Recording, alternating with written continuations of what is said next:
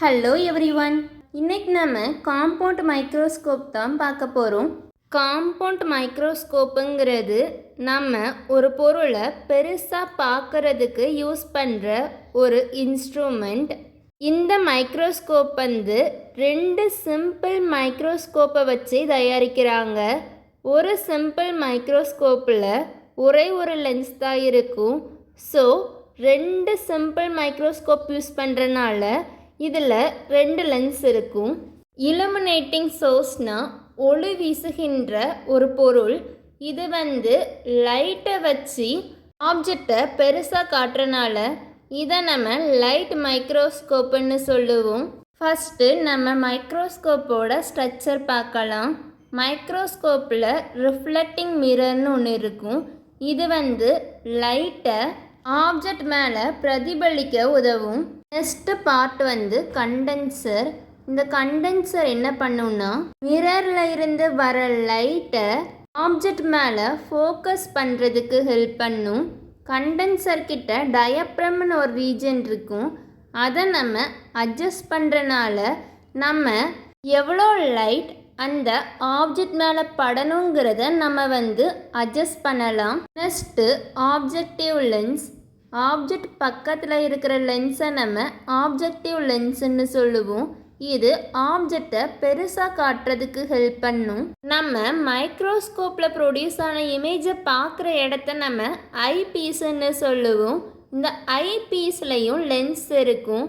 Objective lens வந்து பெருசாக காட்டின இமேஜை கூட கொஞ்சம் பெருசாக காட்டுறது இந்த ஐபீஸ் தான். நெக்ஸ்ட்டு பாடி டியூப். இதுதான் அப்ஜெக்டிவ் லென்ஸையும் ஐபீஸையும் ஜாயின் பண்ணுற ஒரு பார்ட். நெக்ஸ்ட்டு கோஸ் அட்ஜஸ்ட்மெண்ட். இதுதான் பாடி டியூப்பை மேலேயும் கீழேயும் நகர்த்துறதுக்கு ஹெல்ப் பண்ணும். அப்படி நகர்த்தி ஒரு டிஸ்டன்ஸில் அந்த ஆப்ஜெக்டை ஃபோக்கஸ் பண்ணுறதுக்கு ஹெல்ப் பண்ணும். Next fine adjustment. இதுவும் கோஸ் அட்ஜஸ்ட்மெண்ட் மாதிரி தான் பாடி டியூப்பை மேலேயும் கீழேயும் மெதுவாக நகர்த்துறதுக்கு ஹெல்ப் பண்ணும். அப்படி மெதுவாக நகர்த்தும் போது நம்மளோட இமேஜை இன்னும் நல்லா தெளிவாக பார்க்க முடியும். Next stage. ஸ்லைடை வைக்க வேண்டிய இடத்துக்கு பேர் தான் ஸ்டேஜ். இதோட சென்டரில் ஒரு ஹோல் இருக்கும். அந்த ஹோல் வழியாக தான் லைட்டு வந்து ஆப்ஜெக்ட் மேலே படும். Next stage clip. இந்த கிளிப்பு வந்து ஸ்லைடு வந்து நகராமல் ஒரே இடத்துல ஃப்ரிம்மாக இருக்கிறதுக்கு ஹெல்ப் பண்ணும். Next nose piece. இந்த நோஸ் பீஸ் வந்து பாடி டியூபோட அட்டாச் ஆகிருக்கும்.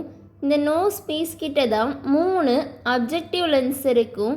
இந்த நோஸ் பீஸை ரொட்டேட் பண்ணும்போது நம்மளுக்கு தேவையான லென்ஸை ஃபிக்ஸ் பண்ணிக்கிடலாம். Next arm. இந்த ஆர்ம் தான் பாடி டியூபையும் கோஸ் அட்ஜஸ்ட்மெண்ட்டையும் ஒன்றா சேர்க்கும். இந்த ஆர்மை பிடிச்சி தான் நம்ம மைக்ரோஸ்கோப்பை தூக்குவோம். Next base or food.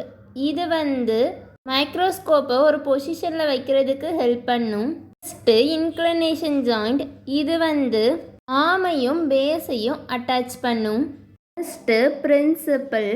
Compound microscope வந்து லைட்டை வச்சு ஒர்க் ஆகும். லென்ஸை வச்சு ஆப்ஜெக்டை பெருசாக காட்டும். நம்ம லென்ஸை கரெக்டாக அசம்பிள் பண்ணி வச்சோன்னா அந்த ஆப்ஜெக்ட் வந்து இன்னும் கொஞ்சம் பெருசாக தெரியும். காம்பவுண்ட் மைக்ரோஸ்கோப் கிட்ட light source, diaphragm, objective lens, eyepiece எல்லாம் இருக்கும். லைட்டு வந்து டயப்ரம் வழியாக பாஸ் ஆகும்போது லைட்டை கேதர் பண்ணி ஒரு இடத்துல செலுத்தும். அப்ஜெக்டிவ் லென்ஸில் இமேஜ் வந்து ரியலாக இன்வெர்ட்டடாக தெரியும். அழகில் நல்லா பெருசாக தெரியும். இந்த பெருசாக தெரிகிற இமேஜ் வந்து நம்மளால் ஐபீஸில் பார்க்க முடியும். மேக்னிஃபையிங் பவருங்கிறது ஒரு மைக்ரோஸ்கோப் வந்து ஒரு ஆப்ஜெக்டை எந்த அளவுக்கு பெருசாக காட்டுது அப்படிங்கிறது தான் மேக்னிஃபையிங் பவர். இதை எப்படி கண்டுபிடிப்பாங்கன்னா, இப்போ நம்ம நார்மலாக பார்க்கும்போது அந்த இமேஜோட சைஸ் எவ்வளோ இருக்குது, கூடவே அந்த இதை மைக்ரோஸ்கோப்பில் வச்சு பார்க்கும்போது அந்த ஆப்ஜெக்ட் எந்த அளவுக்கு பெருசாக தெரியுது அப்படின்னு பார்த்து 2 வேல்யூவுமே நம்ம டிவைட் பண்ணால் அதுதான் எந்த அளவுக்கு ஆப்ஜெக்டை பெருசாக காட்டியிருக்குங்கிற வேல்யூ. இதை காம்பவுண்ட் மைக்ரோஸ்கோப்போட அப்ஜெக்டிவ் லென்ஸோட பவரையும் ஐபீஸோட பவரையும் மல்டிப்ளை பண்ணுறனாலையும் கண்டுபிடிக்கலாம்.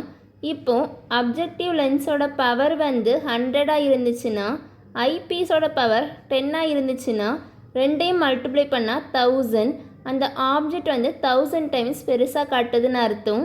ரிசால்விங் பவர், இப்போது நீங்கள் பென்சிலை வச்சு 2 புள்ளி வைக்கிங்க, ரெண்டையும் ஒட்டி ஒட்டி வைக்கிங்க. நம்ம நார்மலாக பார்க்கும்போது அதில் ஸ்பேஸ் தெரில.